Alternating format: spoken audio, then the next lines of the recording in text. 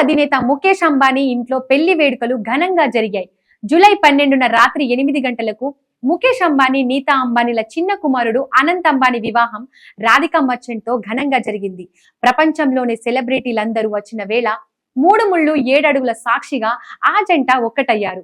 3 రోజుల పాటు జరిగిన పెళ్లిలో లైఫ్ టైం కావాల్సిన చాలా మెమోరీస్ మిగిల్చుకుంది అంబానీ ఫ్యామిలీ. దీంతో ఇప్పుడు ఎక్కడ చూసినా అనంత్ అంబానీ, రాధికా మర్చెంట్ పెళ్లి గురించే చర్చ జరుగుతోంది.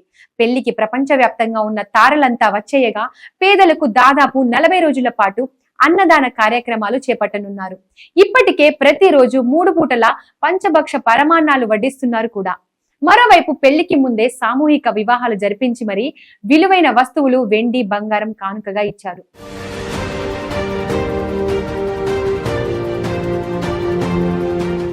ఇప్పుడు లండన్ లో రిసెప్షన్ ఈవెంట్ కోసం అంబానీ ఫ్యామిలీ అక్కడికి వెళ్ళింది.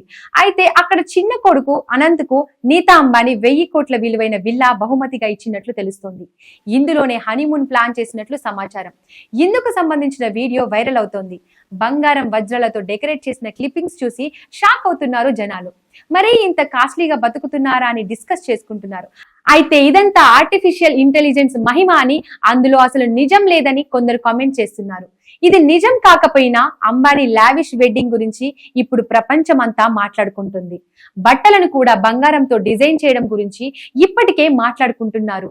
రాధికా మర్చెంట్ అప్పగింతలకు సంబంధించిన బట్టలను మేలిమి బంగారంతో డిజైన్ చేశారు. గుజరాతీ సాంప్రదాయ రంగులైన తెలుపు, ఎరుపు మేళవింపు బట్టల్లో వధువుగా మెరిసిపోయింది రాధిక. అప్పగింతలకు సంబంధించిన లుక్ ను రియా కపూర్ స్టైల్ చేశారు. ఈ ఫోటోలను ఆమె సోషల్ మీడియాలో పంచుకున్నారు. మనీష్ మల్హోత్రా ఈ బట్టలను డిజైన్ చేశారు.